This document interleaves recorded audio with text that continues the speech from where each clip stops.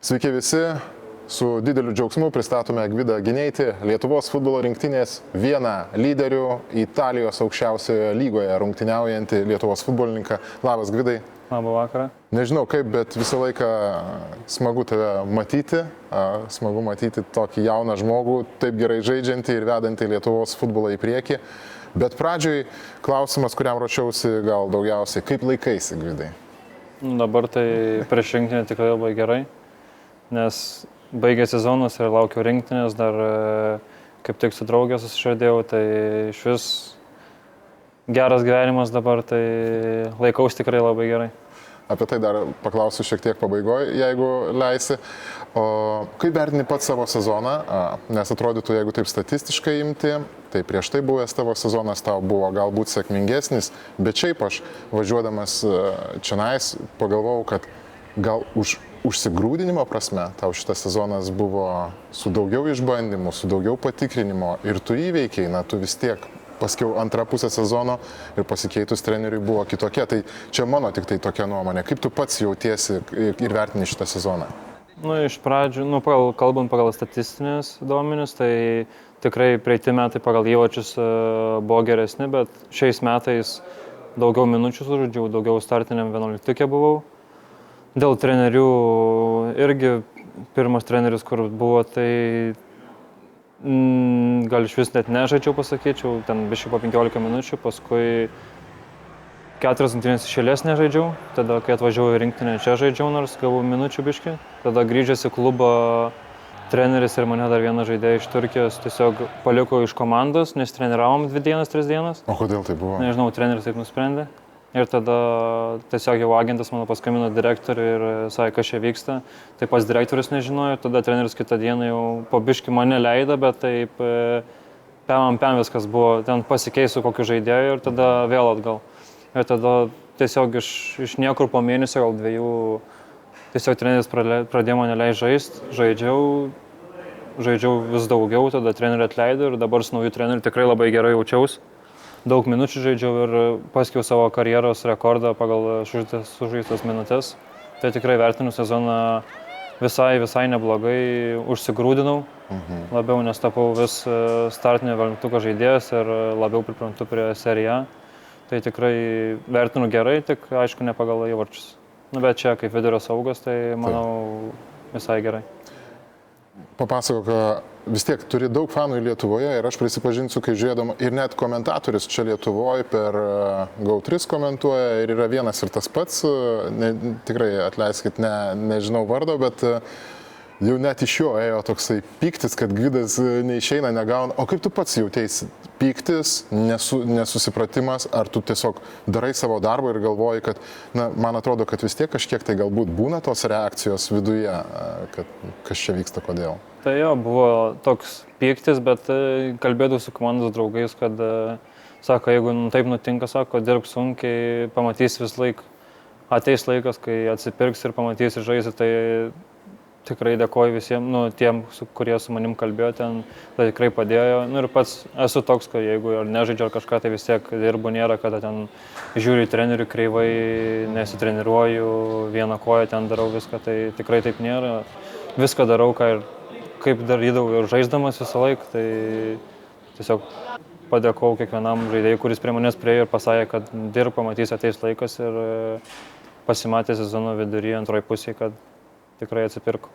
Nebuvo tau taip, kad, aišku, čia vėl turbūt tas toks jautrumas mūsų ar Lietuvos fanų, jeigu Gvidas padaro kažkokią klaidą, tai jam atlaidumo žymiai mažiau yra negu, tarkim, kitiem futbolininkam. Taip nejausdavai tokio presijos trenerio, kad jeigu tu suklysi ir kažką ne taip padarysi, tu vos negali jau po kelių minučių sėsti ant suolo.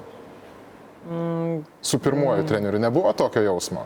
Ne, šiaip nebuvo, sakydavo, kad darykit tai, ką moka daryti, jeigu ten suklystat. Gal su pirmu treneriu biški labiau buvo, kad suklysi ten blogiau bus, bet su šito treneriu kaip tik dabar naujoju, kur buvo, tai sakė tikrai darykit, ką galit, jeigu nepavyks, tai nieko tokio, tiesiog presinguokit ir viskas.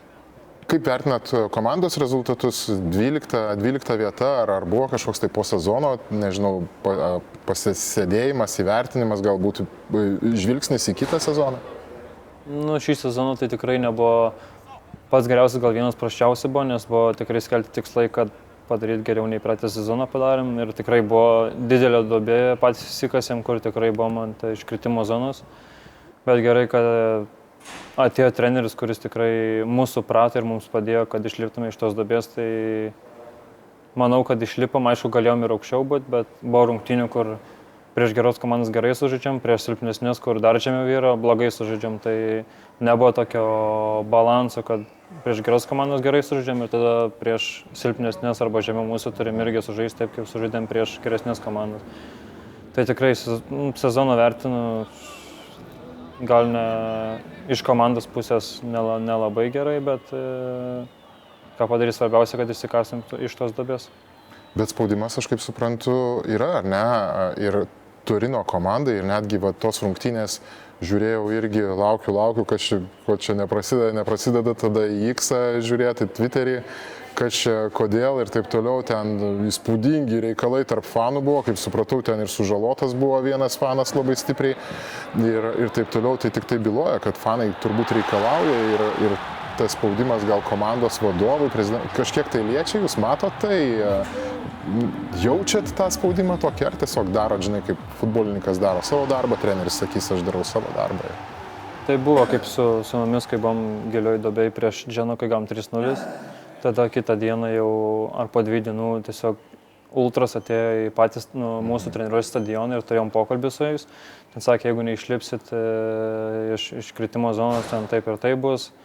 Bet aišku, jų paklausėm ir patys jau susikupėm tada ir tada paėmėm gal 2 pergalės iš eilės, ten lygiasias, tai ir pabiškai įsikasėm iš tos duobės ir tada tikrai geresni rezultatai buvo. Man atrodo, sezono viduryje Rygoj buvo pasirodžiusios tokios kalbos, kad va, čia gal Gvidų Gineičių domisi kitų šalių komandos. Ar tave pasiekė tie gandai, kažkiek ten kreipi, kad galbūt koks nors Hoffenheimas norėtų matyti, o gal iš tikrųjų buvo, ateina komandos vadovas ir sako, Gvidai, klausyk, va, turim tokį pasiūlymą, ką tu galvoji ir taip toliau.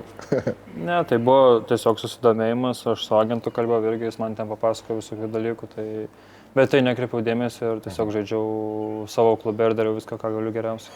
Bet buvo, ne, komandų užklausos dėl Gvido Gineičio? Jo, tiesiog susidomėjimas buvo, nebuvo nieko, tiesiog, kad žiūrėjom šitą žaidėją ir viskas. Ar kitas sezonas kažkokios tai permainos gal jau vyksta, nevyksta iš Turino ekipoje, nieko nežinai, nieko nėra, dar vasara ramybė ir vėliau?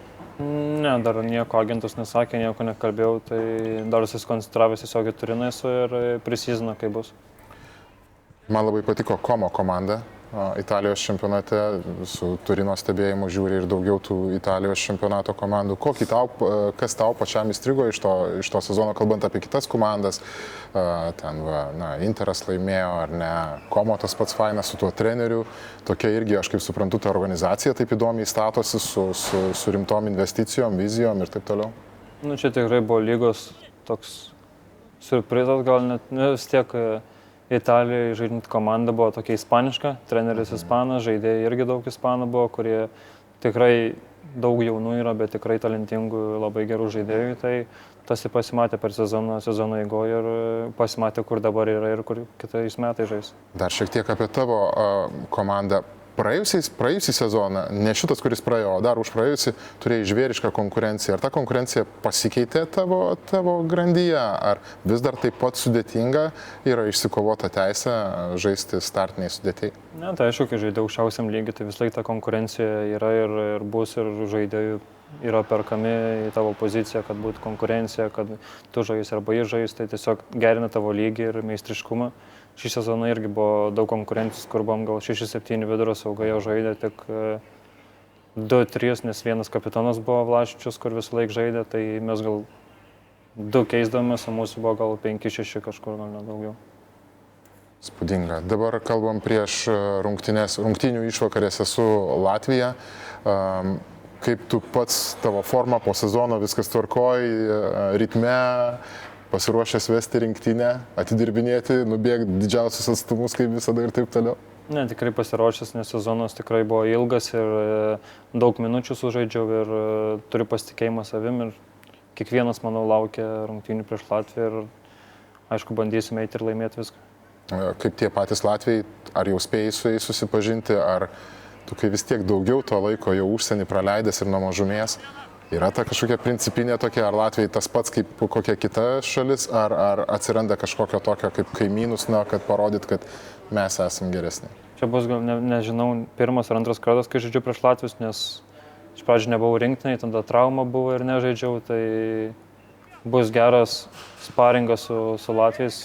Manau, nežinau kelintas kartas, bet tikrai noris eiti ir nugalėti. Ar stipriai skiriasi tavo vaidmuo Lietuvos futbolo rinktinėje, jeigu gali papasakoti, ir Turino komandoje? Tai Turine jau yra visokios užduotis, ką turi savo pozicijų daryti, konkurencija didesnė, žymiai geresni dar žaidėjai, kurie žaidė, turi daug patirties. Tai visai kitaip ir čia normalu yra, o čia, kad važiuoja Lietuvos rinktinė, tai yra irgi gerų žaidėjų, bet tiesiog tavo rolė būna didesnė, nes vis tiek atvažiuoji iš aukščiausio lygio ir vis tiek turi parodyti, kad ten žaidėjai ir tiesiog yra daug žaidėjų, kurie žaidžia irgi aukštam lygiai ir atvažiuoja čia su didelė patirtim ir bando kiekvienam tai teikti. Ar jūs paliečia, nes čia viešoje erdvėje pasirodė jau tokios kalbos, kad vis tiek čia tas spaudimas treneriui, jeigu nelaimėsim taurės, gali tekti atsisveikinti su Edgaru Jankausku ir taip toliau. Kaip komandos viduje, aš ten paklausiau Edgaro, paklausiau Justo, sakom, geras treneris, mes dirbam visi savo darbą, suprantam, kad trenerio tokia duona yra, mūsų tokia ir tai labai stipriai nepaliečia. Bet aš kažkaip pagalvojau, kad su Edgaru Jankausku vis dėlto tavo tie rinktinėje žingsniai, jie tokie turbūt yra išskirtiniai ir tai yra, norėtųsi tikėti, svarbus žmogus, tai gal tu girdi tas kalbas kažkiek veikia, ar ne, ar vis dėlto jūs kaip tokie, žinai, kaip kariai profesionalai dirbat savo darbą ir toliau to triukšmo nesiklauso. Tai visada bus tų kalbų, kad ten treneris tą pasakė, kad būtinai išsikelti tikslai. Bet mes tiesiog einam į aikštę, mums treneris pasako, ką daryti, mes darom prie treniruotės, žiūrim analizės, bandom viską padaryti aikštėje, ką įmanoma ir tada viskas nuo aikštės priklauso, ar bus teigiamas rezultatas ar neigiamas. Mes kalbėjom, kad tavo ambicijos yra surinkti ne tikrai didelės. Ar matai rinktinės progresą, jau kiek čia bendraujam su tavim 3 metai, ar matai tą progresą, ar kyla tas lygis Lietuvos rinktinės? Progresas, manau, tikrai yra pagal žaidimą, bet aišku, rezultatų dar nėra, bet manau, kad čia su laiku, kai gerinsim žaidimą ir kiekvieno žaidėjo kokybę, tai manau, tikrai rezultatas ateis, bet pagal dabar kaip žaidimą žaidžiam su kamuoliu, kaip būnam kaip komanda ir nespiriam belenkuro, tiesiog žaidžiam ant žemės, tai manau, pakilimas kiekvienais metais yra. Armandas Kučys prisijungė prie rinktinės. Man atrodo, kad jūs ir geri bičiuliai, šiaip esat asmeniškai, ar seki jį, kaip stebi, jaudinaisi dėl jo, tų sveikatos reikalų ir kaip vertini tą sugrįžimą tokį, kad Slovėnijoje vis tiek grįžo, pradėjo mušti įvarčius? Labai smagu, kad turim puolėją, kuris žaidžia geram klube, kuris žaidžia konferencijų lygoj, kuris muša įvarčius, kuris po traumas grįžęs, po sunkios, kur tikrai nėra lengva po kelio traumas. Nežinau, pats esu grįžęs po kelio traumas, kur tikrai nėra malonu žaisti, kai dar jauti diskomfortą. O čia puolėjas iškart grįžo ir pradėjo mušti įvarčius, tai tikrai smagu, kad atvažiuoja čia su didelė motyvacija, energija ir pasitikėjimu savim, kad į rinktinį gali tikrai uždėti įvarčių. Aš čia pajokausiu, bet tu gali nereaguoti. Tu geriausias rinktinės žaidėjas ir geriausias metų futbolininkas buvai, bet Edgaras Utkus te pranoko pagal honorarą, man atrodo, Saudo Arabijoje. O gal ir gali būti. Gali būti. Tai tiesiog įdomu, kad ir dar vienas, ar ne, žaidėjas, irgi tas jaunas, toks, man atrodo, Lietuvos rinktinės pamatas yra labai jaunas ir irgi fainai pasikalbat, turbūt irgi džiaugiesi tokiu komandžioko pasiekimu. Jo, aišku, kai smagu vis laikai draugas tavo, su kurio bendrauji, žaidžia tokiuose klubuose prieš tokius žaidėjus. Tiesiog atvažiuoja rinktinė, pasikalbė apie viską, kaip kas, kaip einas ten, kaip sekas, kaip komanda, kaip draugai. Nežinau, tiesiog kaip ten gyventi sekas. Tiesiog smagu išgirsti iš kiekvieno pusės, kaip sekas kiekvienoje šalyje gyventi. Ir tavo turbūt vienas didžiausių laimėjimų šį sezoną, aš įsivaizduoju, kad jei ten drebėdamas kinkos drebėjo, o gal pasakys ne, bet jį pasakė taip. Aš Kai mačiau, kad jau parvažiuoja, tai dar nebuvo taip širdis nedrebėjo. Galiu pasakyti, nežinau, čia gal labiau drebėjo, nei kai San Siro debiutą padariau. Bet kai ėjo į namus, tai tikrai atrodo, kad va dabar tas momentas bus ir tiesiog širdis pradėjo drebėti ir tiesiog atsiklaupiu ir toks užtemimas atrodo, akise buvo ir nežinau, ką pasakyti, nors jau buvau kalbą sugalvoti, bet tiesiog viskas atrodo užtemo, bet pasiprašau ir draugė pasakė taip.